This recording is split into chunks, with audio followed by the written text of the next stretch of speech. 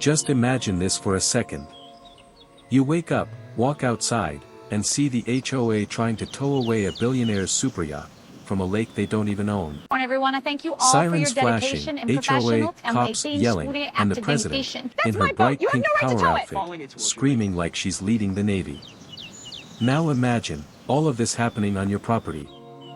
The lake had always been the kind of place where summers felt like postcards from a slower Morning, everyone. era. I thank you all for your Old dedication wooden and docks, professional kids fishing with lines that barely held bait, and water still enough to reflect every color the sky bothered to paint. Locals called it Falcon Ridge Lake, but to the people who mattered, the ones whose families had been there before the HOA existed, the lake was just home. And nobody embodied that legacy more than Mason Hartley, the man whose grandfather dug the original basin, built the first cabins, and stubbornly signed his name on every deed until his hands shook too much to write. Mason was a quiet force, tall, silver-bearded, wearing the same weathered ball cap year-round, and speaking only when speaking actually mattered. The kind of man who believed that real power is quiet, and paper never forgets. He lived on the eastern bend of the lake, where an oak tree older than the HOA's entire existence shaded a modest home and a private dock his grandfather built board by board. Mason let neighbors swim, fish, and dock their boats whenever they wanted. No rules, no drama. Just community. But peace only survives until someone with a clipboard decides it shouldn't. And that someone arrived the day Kelly Harvest became president of the Falcon Ridge HOA. Kelly wasn't just any HOA president, she was a creature born from Pinterest boards, neighborhood gossip chats, and a deep personal belief that power is measured in how many people you can boss around before lunch. She strutted around the community in pastel cardigans and sunglasses bigger than her personality, convinced she was the defender of order in a world full of untrimmed hedges and unauthorized porch decor. She treated HOA bylaws like they were scripture, and clipboards like they were holy relics. Within weeks of her election, she transformed the association into a petty dictatorship. People got violation notices for mismatched lawn gnomes, curtains that were too beige adjacent, grass growing half an inch past regulation height, a trampoline that threatened neighborhood harmony. She even issued a warning to a retired couple for having a mailbox she deemed emotionally chaotic. But she wasn't satisfied. Her eyes kept drifting toward the one place she couldn't control. Mason's dock. Mason's shoreline. Mason's lake. And then came the event that lit the fuse she'd been waiting for. A black and silver luxury superyacht, yes, an actual superyacht, arrived at Falcon Ridge Lake. The kind of yacht that belonged in Monaco or Miami, not a quiet lake town with more catfish than people. It was owned by Derek Vance, a ridiculously wealthy tech guy who liked hiding from paparazzi by escaping to the middle of nowhere. He had money, charm, a yacht longer than most houses, and absolutely zero interest in HOA drama. He tied the yacht at Mason's dock because Mason had invited him for a week of quiet fishing in good company. But when Kelly saw that yacht, her pupils dilated like a predator spotting an antelope with a limp. A superyacht meant attention. Attention meant power. And power meant she could enforce whatever rule she invented to feel relevant. She marched to her council of board members, mostly people who feared her more than they feared taxes, and declared, "This is a community hazard, and it must be removed immediately. Not should. Not might. Must." She told neighbors the yacht was environmentally destabilizing. Everyone, I thank you all for she your claimed it dedication blocked and the community view corridor, a term she came across on a website she barely skimmed. She even suggested it violated an imaginary marine regulation she said she once heard on a documentary about dolphins. Neighbors laughed. Mason ignored her. The yacht gleamed in the sun like it was mocking her. So Kelly planned something bigger, something theatrical, something guaranteed to scare everyone into line. She ordered a tow truck large enough to haul a small building, called in 2 board members to act as enforcement witnesses, and walked toward Mason's dock like she was marching into a battle she thought she was destined to win. But Mason? He'd been expecting this. Because while Kelly was loud, Mason was methodical. When Kelly had first started mailing him violation letters, accusing him of everything from non-uniform shoreline aesthetics to unauthorized aquatic structures, he didn't react. Instead, he quietly collected every letter, cross-referenced every claim with county law, and pulled up decades of property records, surveys, maritime notes, and riparian rights agreements his grandfather signed long before the HOA even existed. He knew Kelly wasn't dangerous because of the rules she enforced, she was dangerous because she assumed nobody would ever challenge her with facts. The morning she finally tried her grand attack, clipboard held high like a sword, tow truck grumbling behind her, board members puffing up their chests, Mason was on his dock, sipping coffee, watching her like she was returning a tool she borrowed and broke. The tow truck driver looked like he hated his life. The board members looked like they'd rather be in a dentist's chair than beside Kelly. And neighbors gathered with popcorn-level curiosity, sensing this might become entertainment. Kelly stepped onto Mason's dock, chin raised, sunglasses reflecting the yacht like it was prey. And that's when the smell of trouble hit the air, the kind that comes right before something goes hilariously, historically wrong. The kind that makes viewers stay for the next chapter. Because Mason didn't just have paperwork ready. He had leverage. And Kelly? She was walking straight into it with the confidence of someone who had absolutely no idea what was coming. Saturday mornings at Falcon Ridge Lake were supposed to smell like fresh pine, sunscreen, and cheap charcoal briquettes, not burning engines, cheap perfume, and the emotional instability of a woman armed with a clipboard. Yet there she was, Kelly Harvest, marching down Mason's dock with the dramatic energy of someone entering a courtroom TV show, fully convinced she'd already won. Behind her crawled the tow truck she'd ordered from the neighboring county, the only one big enough to pretend it could haul a super yacht. The thing looked exhausted, rusted bolts, a winch older than the tow driver himself, and a groan so loud it scared the ducks off the shoreline. The tow truck driver, meanwhile, looked like he regretted every life decision that led him here. Behind them waddled two HOA board members, Greg, who always wore polos tucked into jeans like a man who'd never won an argument in his life, and Mandy, whose personality was basically the human version of a car alarm. Together, they looked like the world's most ineffective SWAT team. And then there was the yacht. It didn't just sit, it presented itself. Black hull polished like a midnight mirror, chrome rails catching every ray of sunlight, upper deck tinted glass gleaming over the lake like a luxury fortress. Beside it, Kelly's entire entourage looked like ants threatening a spaceship. The neighborhood smelled drama from miles away.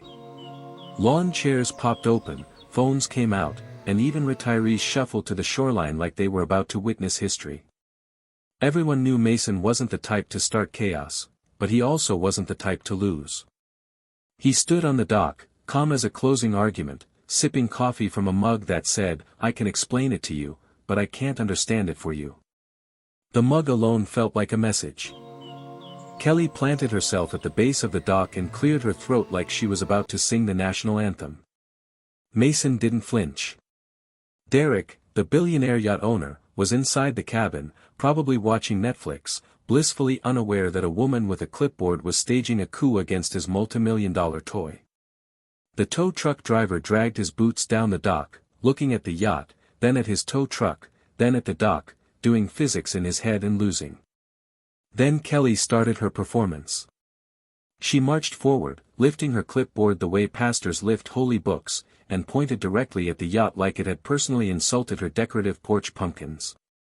In her mind, she was the sheriff of a lawless town. In reality, she looked like the boss fight version of a PDA mom. She announced, loudly, theatrically, and with the confidence of someone who'd only read half of one legal article ever. This vessel is in violation of Section 14, Article B. And that's when the first hook dropped. Phones zoomed in. A kid whispered, "We're gonna be on TikTok." Neighbors leaned forward like they were courtside at an NBA Finals game. Kelly continued her speech with big hand gestures, emphasizing random words for dramatic effect. Mason didn't respond. He didn't need to. The silence was doing the job. The tow truck driver finally spoke, his voice low, exhausted. You want me to tow that? Kelly didn't I want even everyone break to her thank you all pose. for your dedication and Correct. professional and Remove it immediately. He stared at her, then at Mason, then back at her. He muttered something like, "Not enough zeros in my paycheck," but Kelly pretended she didn't hear him. She turned to her board members like a general seeking backup. Greg nodded weakly. Mandy held her clipboard like a riot shield. And then the moment every viewer sticks around for, Kelly stepped onto the dock. The wooden planks weren't ready for her confidence. Her heel caught between two boards, she wobbled like a malfunctioning robot, and one of her violation stickers flew out of her hand, slapping directly onto Greg's polo-like destiny. He yelped. Mandy panicked. Kelly stumbled forward, arms flailing. And then, splash. Kelly Harvest, president of the Falcon Ridge HOA, landed shoulder first in knee-deep water. Phones shook from laughter. A neighbor snorted so loud it echoed. Even the ducks returned to witness the spectacle. Greg and Mandy froze like actors waiting for a director to yell cut. The tow truck driver leaned on his truck and whispered, "Oh hell yeah." You could practically hear the viewership retention spike. Mason didn't move. Didn't laugh. Didn't even blink.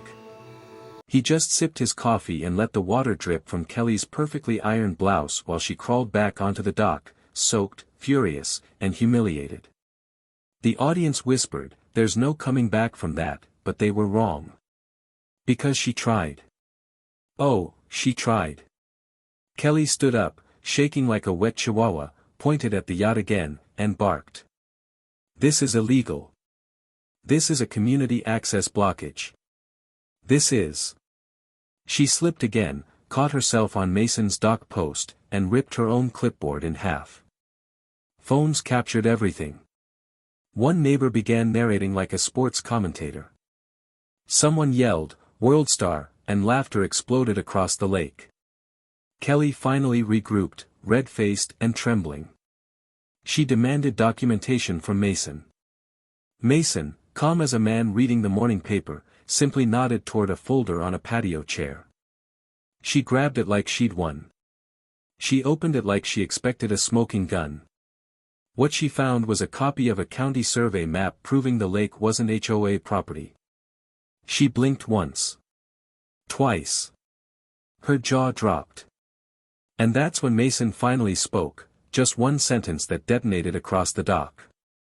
"You're trespassing, Kelly." Silence. The tow truck driver stepped back. Greg swallowed hard. Mandy clutched her clipboard like a hostage negotiator. Neighbors gasped. Phones zoomed. Then. A sheriff's patrol boat pulled around the bend. Kelly went pale. Because the sheriff was Mason's cousin. And the internet loves nothing more than petty drama meeting legal authority. The moment was golden. Cinematic. The kind of retention peak YouTube creators dream of. Kelly's attempted seizure hadn't just failed. It had turned her into the most memeable HOA villain the lake had ever seen. But this wasn't the climax. Not even close. Because humiliation wasn't enough for Kelly. She wanted revenge. The morning after Kelly's failed yacht seizure felt different. The lake was calm, the kind of calm that comes after a storm, not the weather kind, but the HOA president face-planted into the water and became a neighborhood meme kind. Half the community had already changed their Wi-Fi names to things like "Tow my yacht, I dare you."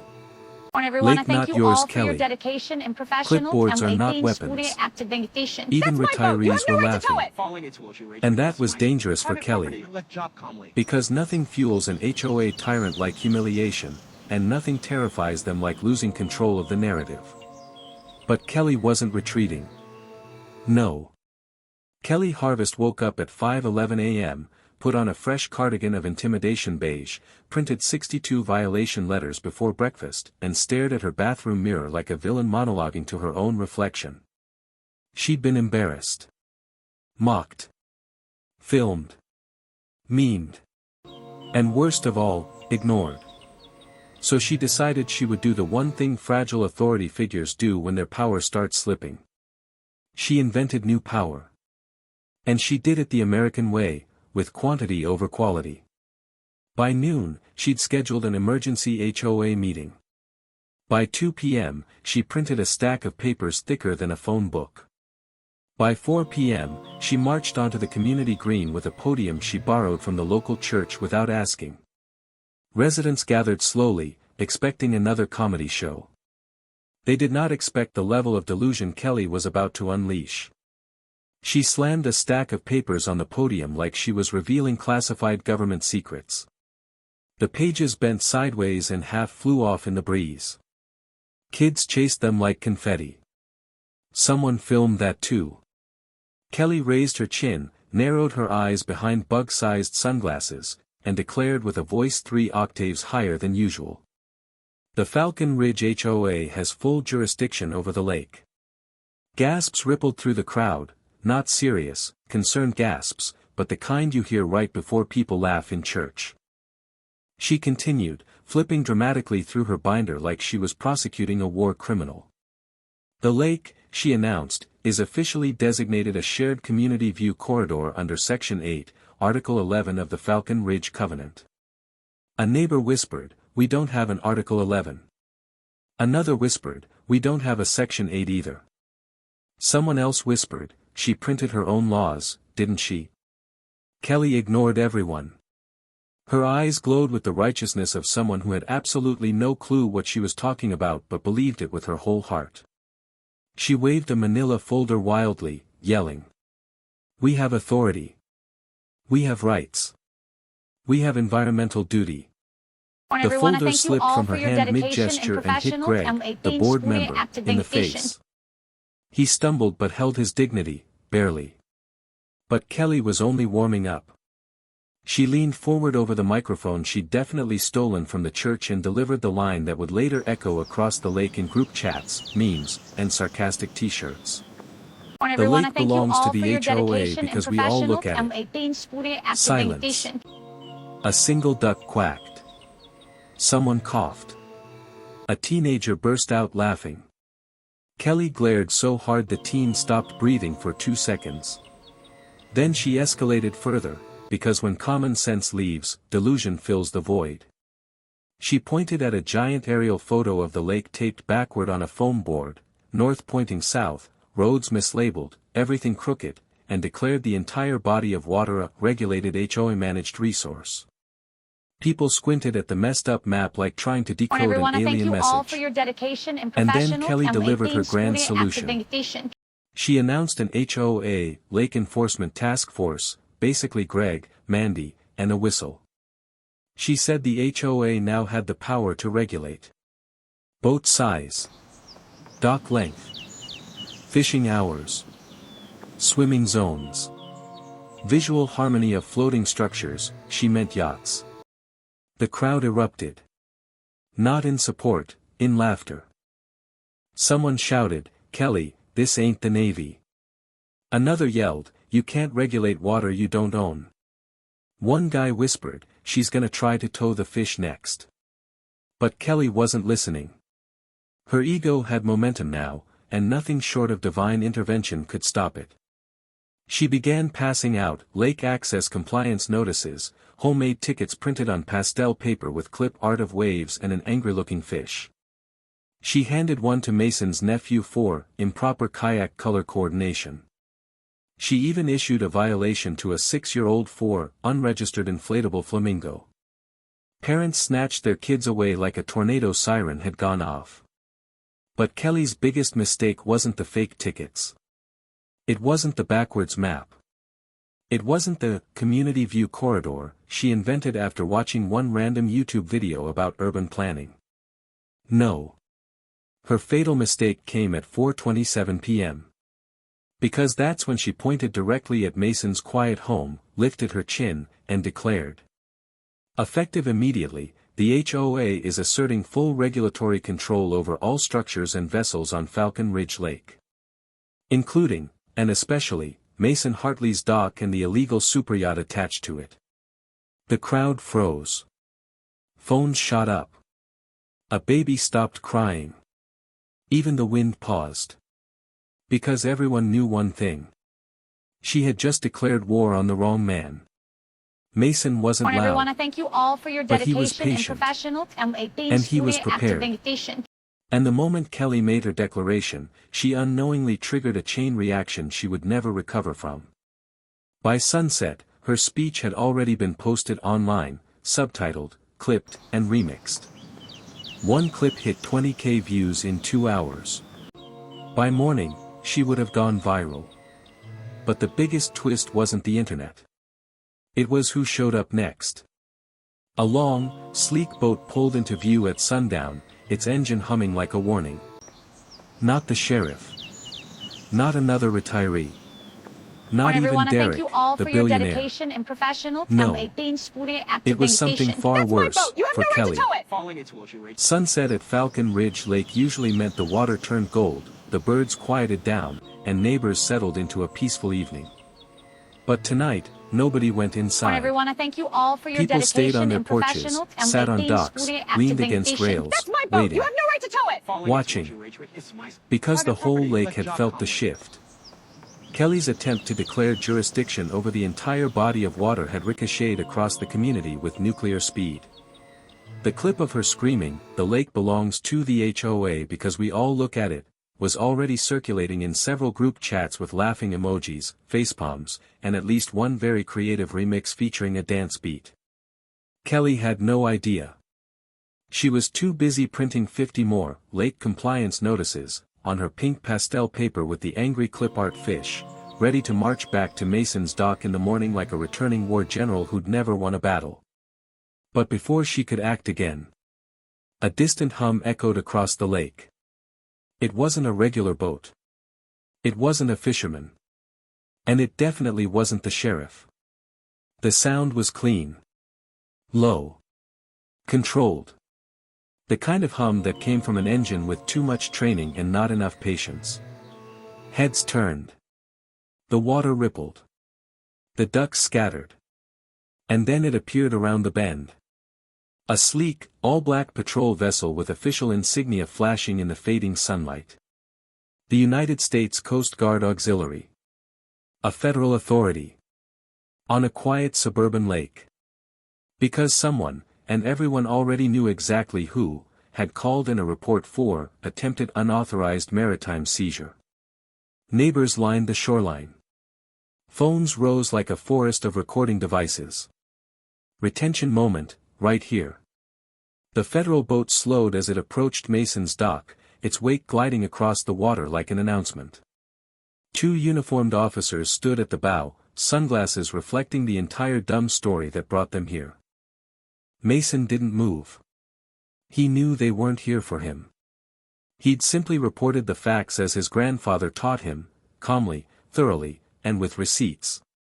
Inside the super yacht, Derek finally peeked out, holding a bowl of cereal, completely confused why federal agents were arriving at his lakeside vacation. But Kelly stepped out of her house at the exact wrong time. Still wearing her HOA president lanyard. Still gripping her clipboard. Still carrying a stack of pastel violation tickets like a deranged ticketmaster at a circus nobody asked for. She marched toward the dock, steam practically coming off her cardigan, ready to reclaim the lake with raw ego and recycled bylaws. Until one of the Coast Guard officers said the 5 words that froze her in motion. "Ma'am, we need to talk." The neighborhood inhaled as one. Hook secured. Kelly blinked, straightened her shoulders, and tried to maintain the illusion of confidence. "Of course you do," she said, with the energy of someone who had never spoken to federal authority in her life. "I'm the community supervisor of this lake." The officer stared at her like she'd said she owned the moon. "Ma'am," he repeated slowly, "are you claiming the HOA has jurisdiction over this body of water?" Phones zoomed. People leaned in. An older gentleman whispered, "Oh, she's done." Kelly nodded proudly, and lifted her printed paperwork like a holy offering. "Yes. As president I of want to Falcon thank you Ridge all for your HOA, dedication I and hereby assert professionalism enforcement and rights over. activation. A gust of wind ripped the top papers straight out of her hand, launching them into the lake like confetti of incompetence. Kids screamed with joy and grabbed floating pages like trading cards. One kid yelled, "I got a rare holographic violation notice." But the officers weren't laughing. They stared down at the ruined, watery papers, then back at Kelly, and delivered the line that became the next viral soundbite. "Ma'am, this is not a thing." Kelly sputtered. "Excuse me. This lake is privately owned," the officer continued, nodding toward Mason. "Documented. Recorded. Legally recognized. Not HOA jurisdiction." Kelly blinked rapidly, shaking her head so hard her sunglasses rattled. "But we all look at it." The officer held up a hand like he was warding off a demon. "That's not how property law works." The dam burst. Laughter spread across the shoreline. People had tears in their eyes. Even the ducks were quacking louder. The officers turned to Mason, asked a few confirming questions, reviewed his documents, and nodded with a level of respect that only comes when someone brings real paperwork instead of pastel clip art. Then they turned back to Kelly. "Attempting to assert unauthorized authority over maritime structures is a violation," the lead officer said. Kelly paled. A what?" "A violation," he repeated. "Especially when accompanied by attempted removal of private vessels." The tow truck driver, still nearby from earlier, muttered, "Told her." Kelly's voice cracked. "But I'm the HOA president. And this," the officer said, pointing at the yacht, "is a federally recognized vessel. You cannot touch it." Kelly's face crumpled. Greg and Mandy, her loyal sidekicks, slowly stepped backward like they were trying to fade into another dimension. One kid even imitated a SpongeBob meme, "Aight, Emma head out." And then came the moment no one expected. Kelly snapped. Not physically, emotionally. She pointed at Mason, at the yacht, at the officers, her voice trembling with rage and humiliation. "You are all violating HOA legal structure. You can't do this to me. I run this community. She slipped. Again. This time on the wet grass. Her feet flew forward. Her clipboard flew backward. And Kelly Harvest landed flat on her back, staring at the sky as her entire lake enforcement task force came crashing down around her like a collapsing Jenga tower of delusion. Phones captured everything. Within hours, the clip was online. Within 6, it hit local news. By morning, someone had edited dramatic music under it and labeled her, the late Karen. But the biggest twist wasn't her fall. It was what Mason was doing behind the scenes. Because while Kelly was losing her mind in public, Mason was privately collecting every document, every recorded incident, every piece of evidence. Not to humiliate her. Not to punish her. But to quietly prepare something she couldn't fight. Something that would dismantle the HOA's power permanently. The next morning, the HOA board woke up to something they had never expected in their entire neighborhood: terrorizing careers. People were protesting. Not with signs. Not with pickets. But with party coolers, music, lawn chairs, and a banner that read, "Free Lake View, courtesy of Eric." I stood on the deck of my yacht, sipping my coffee like a Disney villain on vacation. Sophie Ward, however, looked like a woman who just found out her Amazon package got stolen, her husband cheated, and her HOA bylaws were invalid, all in the same afternoon.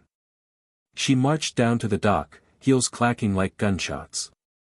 "Eric," she yelled. "This is outrageous." I didn't even look down. "I know. The coffee's a little bitter today."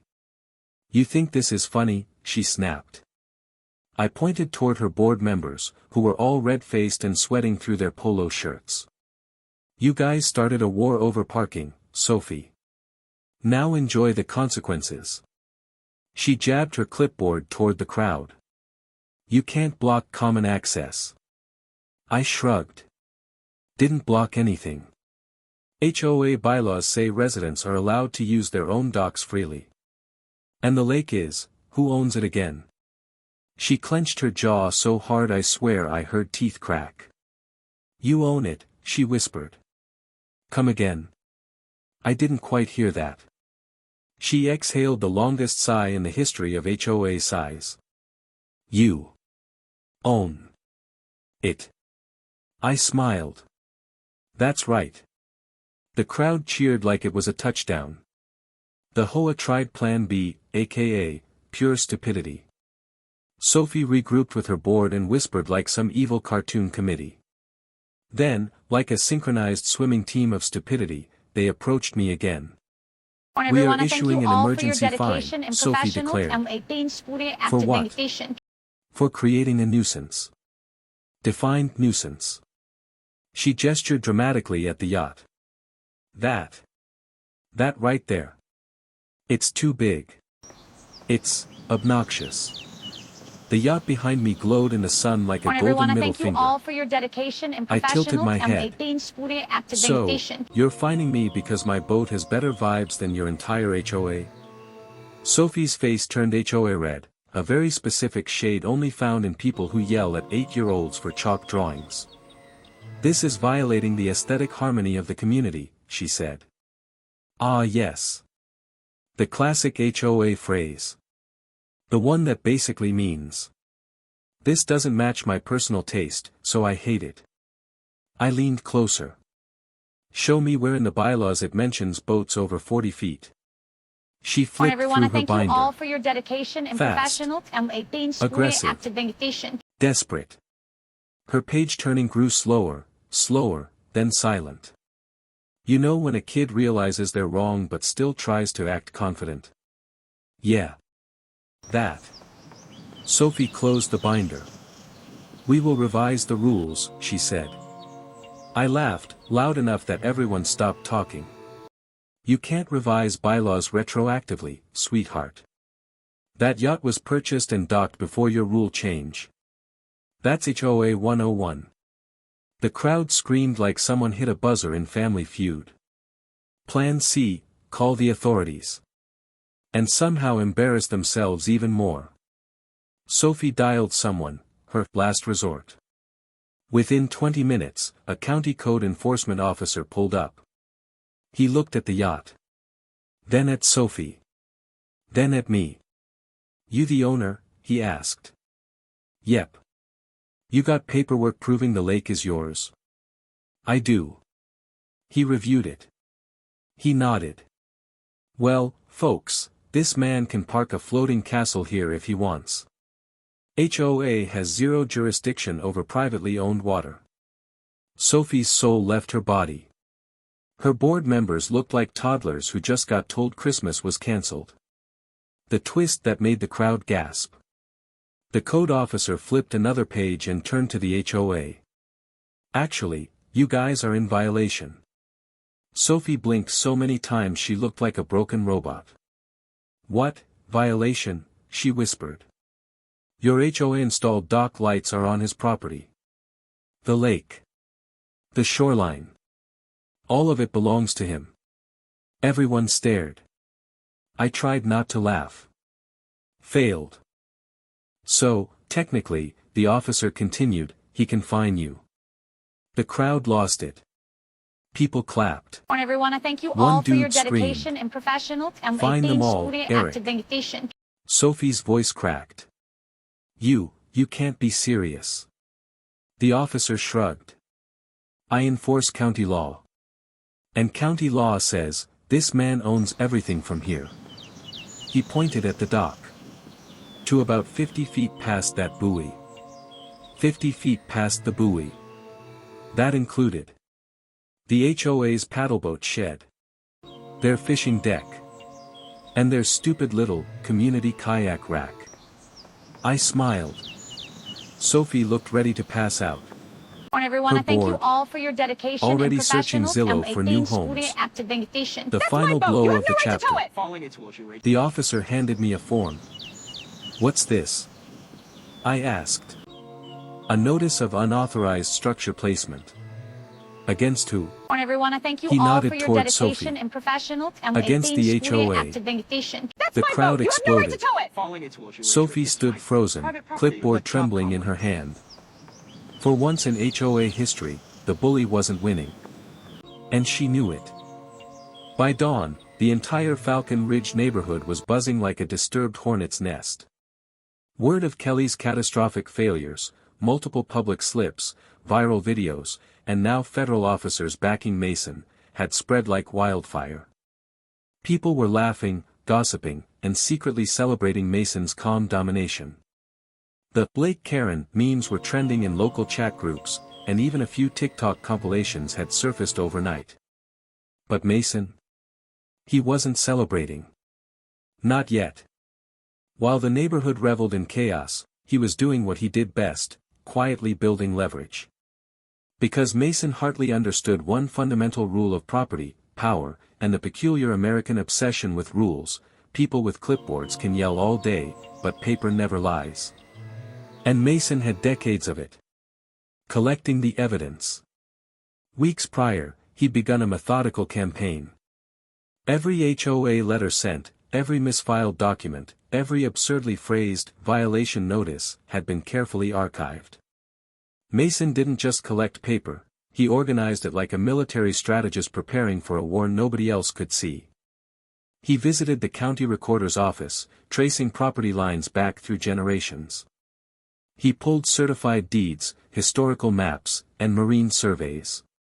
Mason even discovered an ancient clause his grandfather had negotiated decades ago, a right of first refusal on all marina-related debt instruments in the county.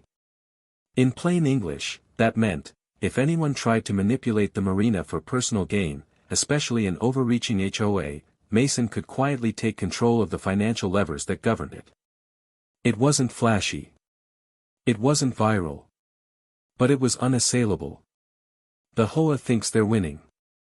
Meanwhile, Kelly and her board were still delusional. They drafted more violation letters, claiming authority over Mason's dock, the superyacht, and even the water itself. They scheduled meetings, issued fines, and prepared enforcement actions like a wannabe maritime SWAT team. But Mason's approach was different. While Kelly brought noise, he brought facts. While she brought a crowd, he brought lawyers, certified deeds, and court-ready documentation. And the neighborhood watched, increasingly aware that the HOA's power was purely imaginary. The first leverage move. One quiet Thursday morning, Mason's lawyer, Grace Holloway, arrived at the local bank that held the marina's debt.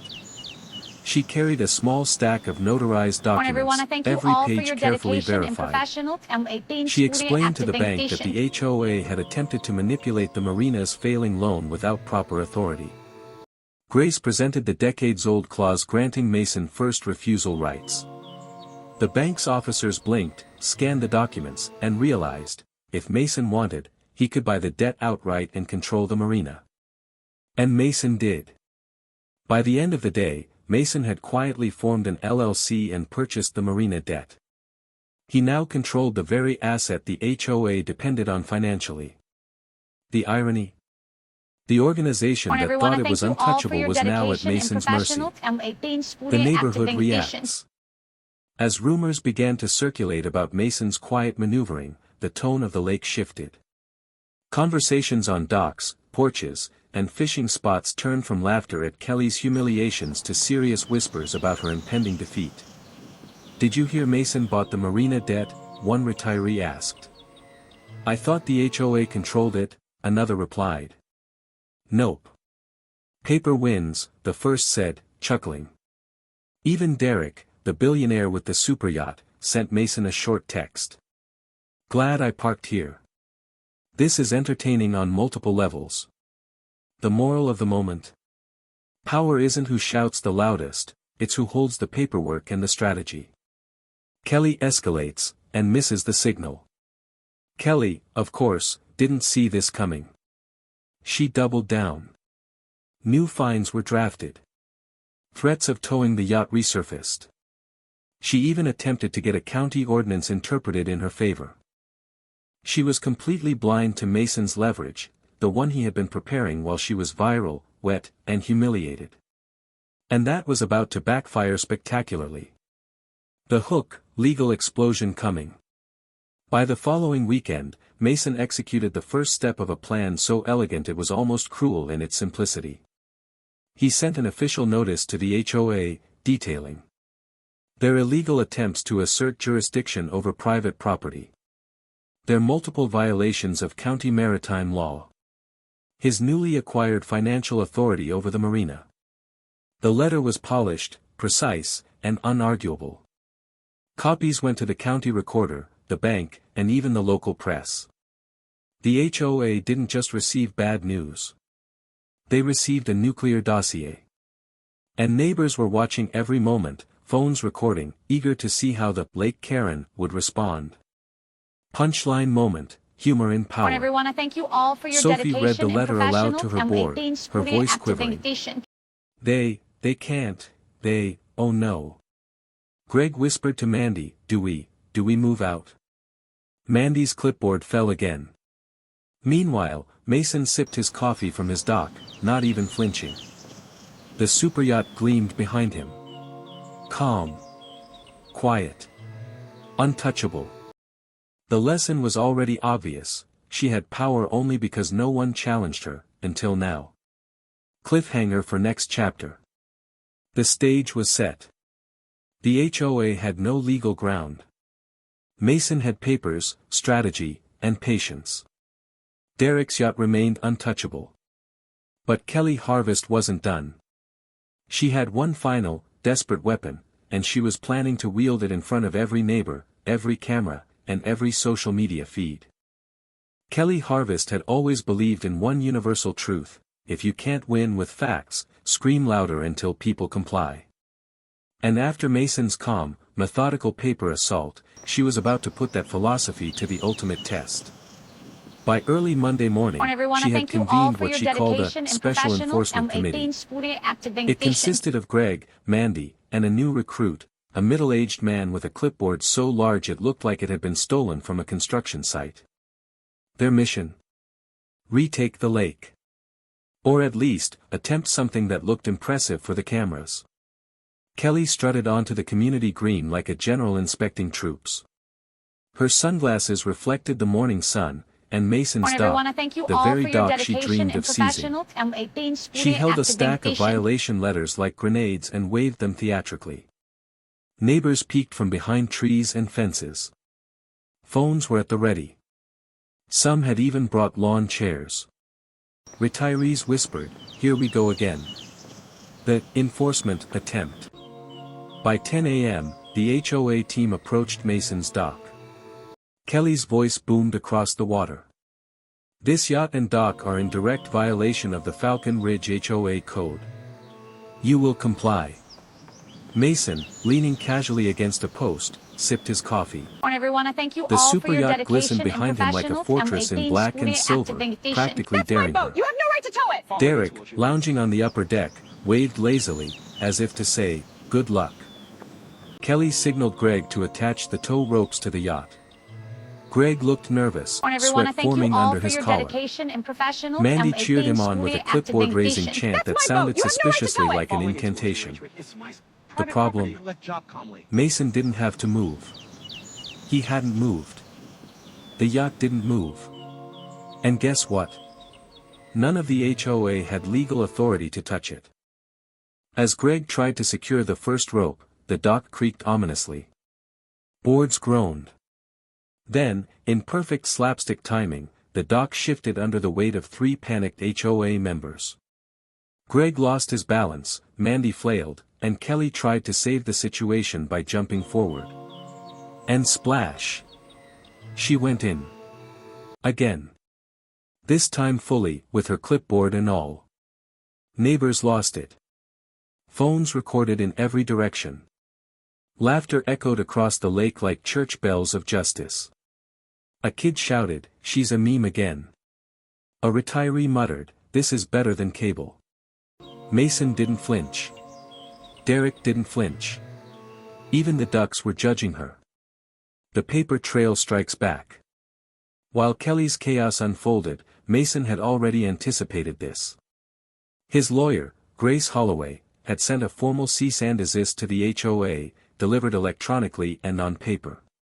It detailed their lack of jurisdiction, evidence of trespassing, financial leverage over the marina debt. It was basically a legal hammer wrapped in polite language. By noon, the HOA board was staring at an email from their lawyer, which said in bold, "Any attempt to seize, tow, or otherwise interfere with private property may result in personal liability. Consider this your final warning." Kelly shrieked, This is illegal." Greg whispered to Mandy, "I think we're the illegal ones." Mandy faintly nodded. And the neighborhood watched, popcorn in hand. The viral escalation. The videos from the morning's failed attempt were already online. Within 2 hours, the clips had racked up thousands of views. One compilation, titled HOA Karen vs. Billionaire Yacht, Round 2, went viral locally. Memes appeared. TikToks featured slow-motion dives, dramatic zoom-ins on Kelly flailing, and a soundtrack of triumphant orchestral music. Kelly, oblivious to her new fame, or maybe too angry to care, insisted this was a strategic distraction, a test of public perception. In reality, it was the internet deciding her fate. The neighborhood reacts. Neighbors, previously nervous about HOA tyranny, were emboldened. Quiet whispers turned into laughter. Conversations shifted. "Maybe we should all park boats at Mason's dock," said one retiree. "Can we get the HOA fines for these?" whispered another. Even some board members began questioning Kelly. "Are we actually allowed to do anything?" Greg asked for the third time that morning. Kelly's confidence cracked. She barked louder, waved more clipboards, but it wasn't working. Every yell was drowned by laughter and viral phone recordings. Mason didn't respond to her attacks. He didn't need to. Instead, he continued methodically tightening control over the marina, confirming all deeds, liens, and mortgages were in his favor. By mid-afternoon, Mason had complete legal control over every asset the HOA depended on, and Kelly had nothing. The climax of absurdity came when she tried to threaten Mason again. "You will comply." He calmly sipped his coffee. "You already complied," he said. She froze. Everyone froze. The weight of real power versus imagined authority finally hit. Just when you think Kelly has reached her lowest point, she makes one final, desperate move that could ruin her completely, or backfire spectacularly. The crowd held their breath. Phones zoomed in. Memes were born before the moment ended. Because Mason's next move wasn't just about stopping the HOA. It was about teaching a lesson about power, patience, and the absurdity of trying to boss around a billionaire's yacht and a man who had everything documented. By now, Falcon Ridge Lake had fully transformed into a stage for the ultimate showdown. Kelly Harvest's repeated failures had already made her a viral sensation. Every splash, slip, and shouted violation had been recorded, shared, and remixed. Neighborhood gossip had escalated to legend. Kids made TikToks. Retirees made bets. Even Derek, the billionaire yacht owner, was quietly enjoying the spectacle from his deck. But Kelly didn't care about virality. She cared about control. Her ego, bruised, humiliated, and viral, demanded one final play. The plan. Kelly had spent the past week plotting. This was no longer about minor fines or towing. This was about asserting absolute authority over the lake. She believed she could bypass Mason's legal power by mass-producing violation tickets and threatening mass fines. She gathered her board, a new enforcement crew of 6 nervous volunteers, and a tow truck with questionable hydraulics. Clipboard in hand, she declared, "This time, we will win. We will enforce the rules.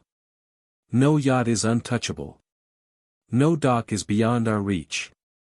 Today, the Falcon Ridge HOA takes control." Her voice trembled with determination, or maybe desperation. The approach. By mid-morning, Kelly and her troops marched toward Mason's dock like they were storming Normandy. The superyacht gleamed behind him, ominous and untouchable. Mason stood there, calm as a chess grandmaster. Neighbors peeked from trees and docks, phones recording. This was the moment everyone had been waiting for. Retention peaked, viewers, real and digital, leaned in. Kelly waved her stack of pastel violation tickets like weapons. "Prepare to comply," she shouted. Mason didn't respond. He didn't even flinch. Derek leaned over the yacht rail, smirking, popcorn in hand. The first attack. Greg and the HOA volunteers attempted to attach ropes to the yacht. The dock groaned under their weight. Boards creaked. Then, predictably, chaos. Greg tripped over a rope, Mandy dropped her clipboard into the water, and Kelly lunged forward to save the operation. Splash. Again. Neighbors erupted in laughter. Phones zoomed. A kid yelled, "World star moment." At this point, Kelly's credibility was plummeting faster than her soggy cardigan. Everyone, I thank you all The for your legal hammer dedication and drops. professionalism. While Kelly floundered in water, Mason remained calm. His lawyer, Grace Holloway, had prepared a full legal packet ready to be deployed.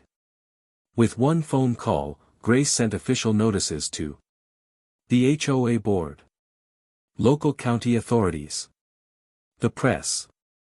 The letters detailed repeated unauthorized attempts to seize private property, violations of county maritime law, Mason's ownership of the lake, dock, and marina assets, potential personal liability for the board members. The HOA was suddenly facing more than embarrassment, they were facing legal consequences. The humiliation continues. Kelly pulled herself out of the water, dripping and furious, waving her clipboard. She attempted one last verbal assault. You think paper can beat me?" Mason, calm as ever, took a sip of coffee and gestured to the yacht. "Paper doesn't just beat you. Paper owns you." The crowd lost it. Laughter, cheers, and applause echoed across the lake. Phones were recording every second. Even the ducks seemed to judge her. The final desperation move. Kelly, refusing to accept reality, tried one last tactic. She called in reinforcements, a self-proclaimed legal consultant, who promised to interpret HOA bylaws in her favor. Within minutes, he arrived, clipboard in hand. But Mason had anticipated this. Grace Holloway had prepared counterbriefs, copies of deeds, and a complete documentation trail proving Kelly's claims were invalid. The consultant attempted to argue. Mason calmly handed him a stack of notarized documents. The man's jaw dropped. Kelly's eyes widened. The neighborhood gasped. Phones zoomed. Retention spiked. The turning point. Kelly realized, too late, that her authority was meaningless. The HOA had no legal jurisdiction. Every action she took exposed her to potential fines and liability. She tried one last dramatic exit, slipping on the dock one final time, plunging into the lake with her clipboard flying into the water. The crowd erupted. The video captured every second, destined for viral fame. Greg and Mandy stood frozen. Kelly's Special Enforcement Committee scattered. The lake, calm once more, reflected Mason's victory. The moral lesson emerges. By evening, Kelly was humiliated, viral, and legally powerless. Mason's calm, patient, and strategic approach had dismantled her authority. Neighbors cheered, recorded, and celebrated. The superyacht remained untouchable. Mason had proven a simple truth: paper, patience, and preparation beat noise, ego, and clipboards every single time. Even Derek, still lounging on the yacht, sent Mason a thumbs-up text. Legend. Absolute legend. Kelly left the lake that day defeated, her ego bruised, her credibility destroyed, and her viral legacy sealed. Cliffhanger for next chapter. The war was over, but the story wasn't finished. The next chapter would reveal how Mason consolidated control over the lake and marina, turning his victory into permanent, untouchable authority. And it would teach the ultimate lesson: never underestimate quiet preparation, or the power of owning the paper trail. By the next morning, Falcon Ridge Lake had entered a new era.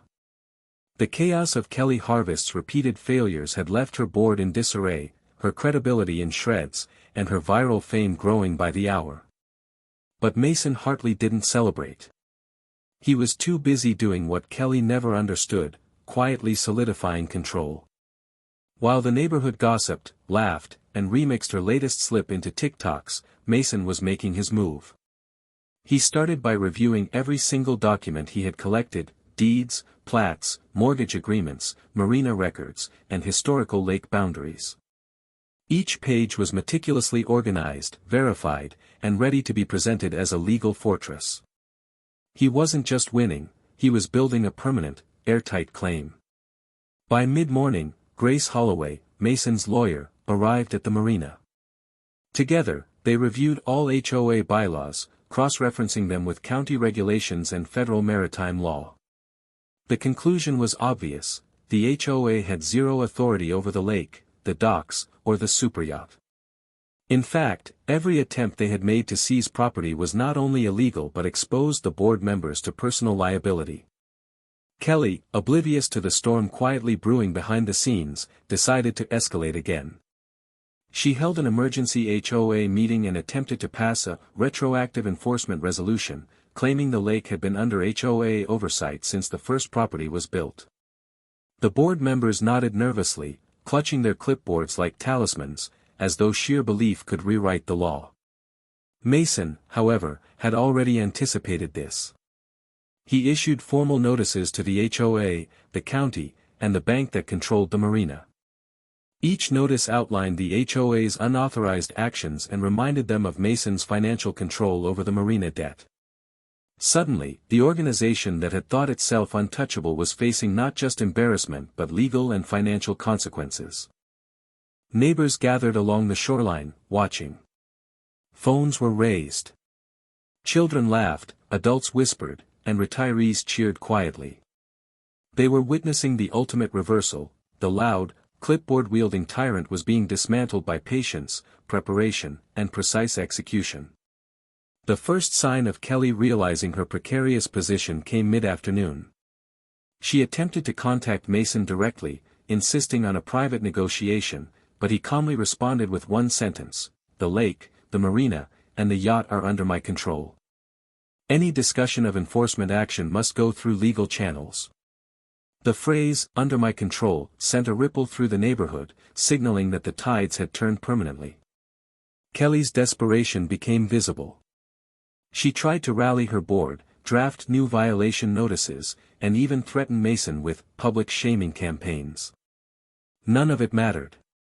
Mason's prior moves had created an impenetrable buffer. Every violation she issued, every threat she made, now worked against her. Her actions became evidence of harassment rather than enforcement. By evening, Mason made his final consolidation move. He formally registered the Marina LLC, transferred ownership rights, and publicly posted his claim to the lake's administration online and with the county. This wasn't just a maneuver to protect his assets, it was a demonstration to the entire community: the HOA's power was over. The neighborhood reacted immediately. People who had quietly tolerated Kelly's antics began openly mocking the HOA's authority. Social media buzzed with clips of her slipping into the water, shouting at imaginary rules, and failing to take control. Memes labeled her as Lake Karen, and the viral momentum ensured that anyone attempting to claim HOA supremacy in Falcon Ridge Lake would be met with public ridicule. Kelly, realizing that every move had failed, attempted a last-ditch spectacle. She arrived at Mason's dock with the board, carrying her largest stack of violation notices yet. She waved them like swords, shouting that the HOA would enforce community view ordinances and aesthetic compliance rules. Mason, as calm as the water behind him, simply raised a coffee cup and waited. When Greg attempted to attach ropes to the yacht, the dock creaked and shifted. Mandy dropped her clipboard. Kelly lunged forward to intervene, only to slip and fall, once again, into the lake, sending her pastel papers flying. Phones captured the moment from every angle. The crowd erupted. Laughter, cheers, and applause echoed across the water. This was the final, undeniable statement. Mason had not just defended his property, he had exposed the HOA's absurdity for all to see. Neighbors now understood a crucial lesson: authority built on noise, threats, and clipboards is nothing compared to quiet, methodical, and documented power. By nightfall, Mason had secured the marina, ensured his legal ownership of all docks, and effectively neutralized any future HOA attempts at interference. Kelly slunk away, humiliated and defeated, leaving behind a trail of viral evidence, wet cardigans, and shattered egos. The lake returned to calm. The superyacht glistened in the sunset. Neighbors whispered in awe about what had happened, not just about the comedy of Kelly's failures, but about the power of preparation, patience, and legal authority. Mason had proven that even the loudest, most overconfident tyrant could be outmaneuvered if you had the right strategy, the right documents, and the calm to execute it. By the time the following week rolled around, Falcon Ridge Lake had transformed into a stage for complete chaos, and complete clarity. The neighborhood had witnessed Kelly Harvest's repeated failures, viral spills, and public humiliations. Everyone had laughed, filmed, and shared, but Mason Hartley didn't just sit back and enjoy it. He was preparing the final blows that would permanently neutralize the HOA. Kelly, however, was convinced she could still regain control. She called what she termed an emergency HOA assembly. Her board arrived early, looking nervous and soggy from recent dock incidents. Clipboards were clutched tightly, violation notices stacked like battle plans. Kelly strutted to the center of the green, voice shaking but filled with determination.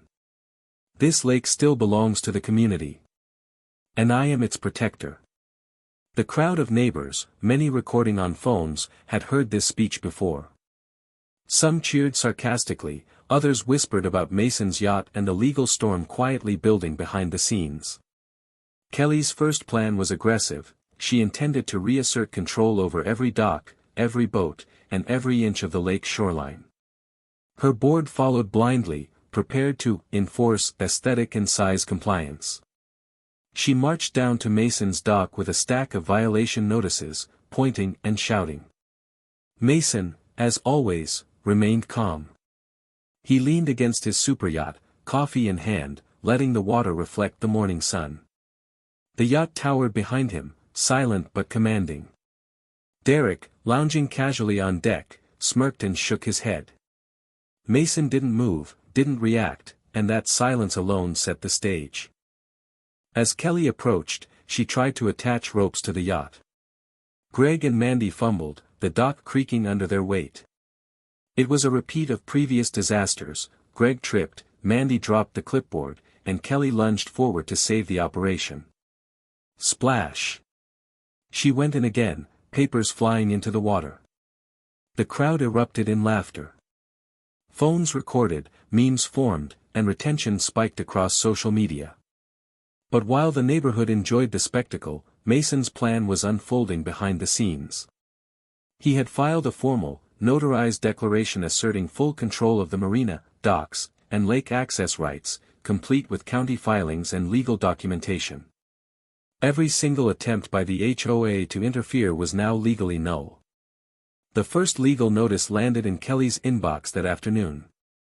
The letter was precise, devastating, and delivered by Mason's lawyer, Grace Holloway.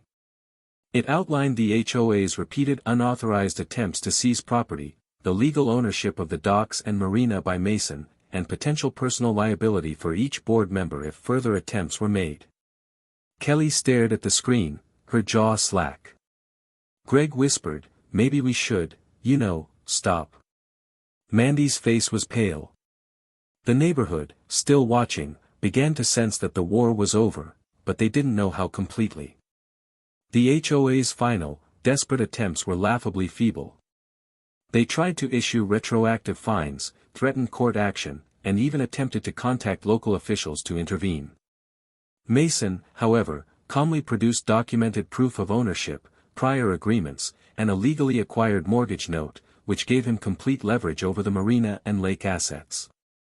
By mid-afternoon, it was official, the HOA could no longer make a single legal move. Any attempt would not only fail but could expose Kelly and her board to financial and legal consequences.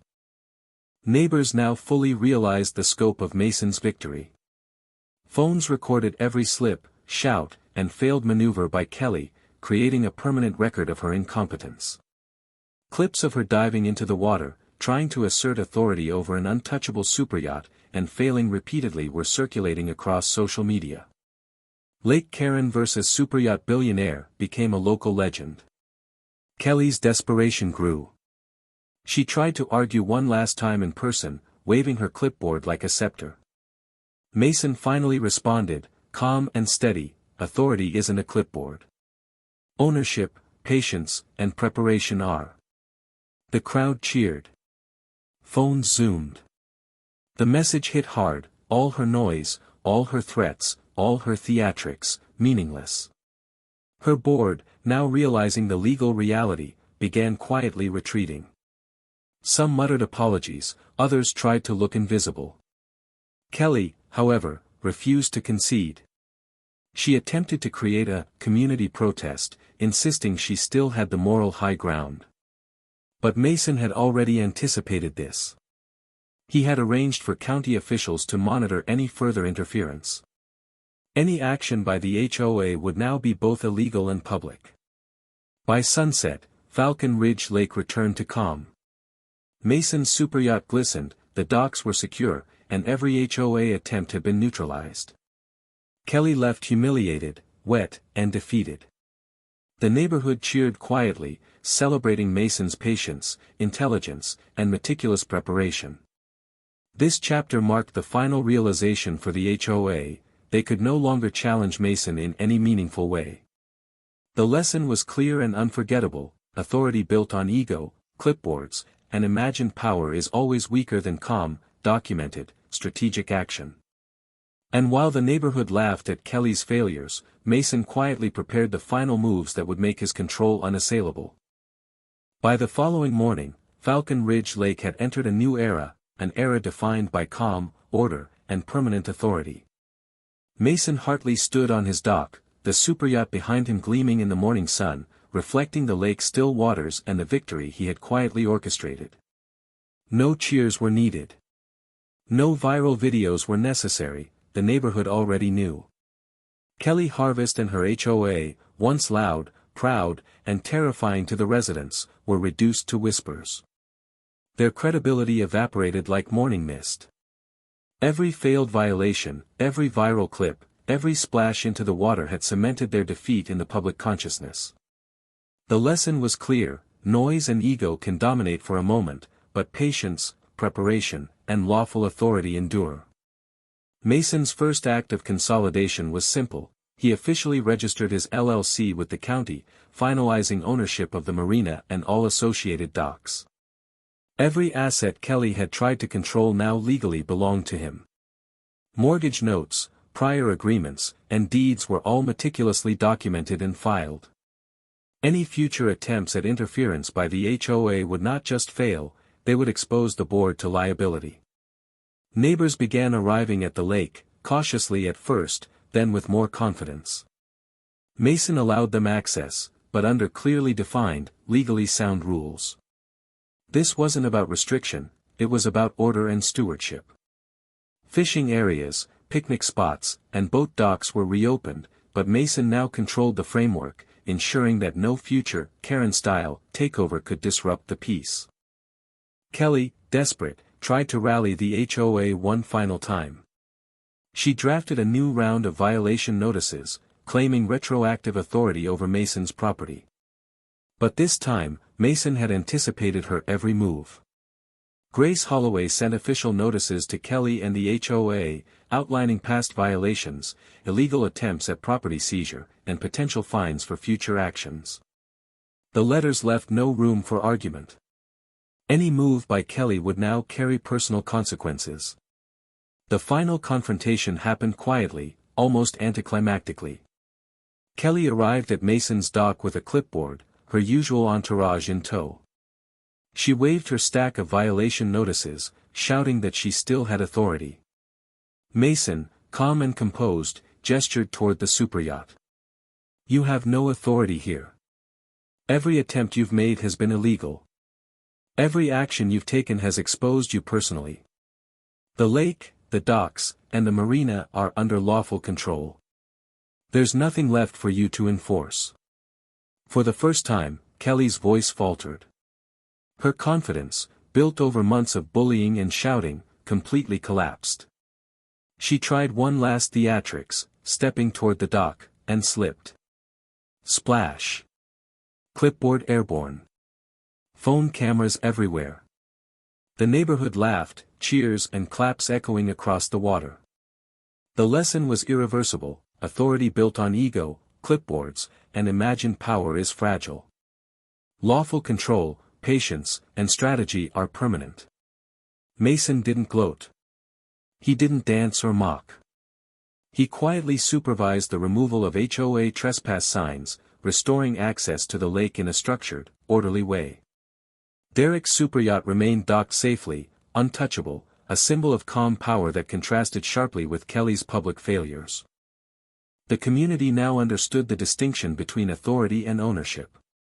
Authority can be loud and intimidating, but it's temporary. Ownership, preparation, and lawful action are lasting. Residents who had once feared the HOA now approached Mason with questions, suggestions, and appreciation. They were finally free of the arbitrary rules, fines, and intimidation that had dominated their lives. Kelly, defeated, retreated.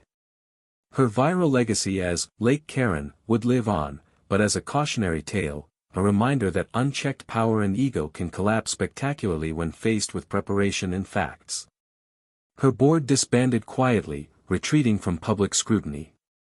Mason's victory was complete. He had defended the lake, the docks, and the marina. He had exposed the HOA's absurdity, protected the superyacht, and ensured permanent, lawful control over every relevant asset. The community learned to respect the difference between shouting rules and owning responsibility. As the sun set over Falcon Ridge Lake, Mason sipped his coffee on the dock, looking at the water and the superyacht. Peace had returned. The community, finally free from arbitrary oversight, laughed, celebrated, and reflected on the lessons learned: patience over impulse, preparation over chaos, and lawful authority over loud egos. This was more than HOA drama. It was a story about legacy, strategy, and the enduring power of facts over fear.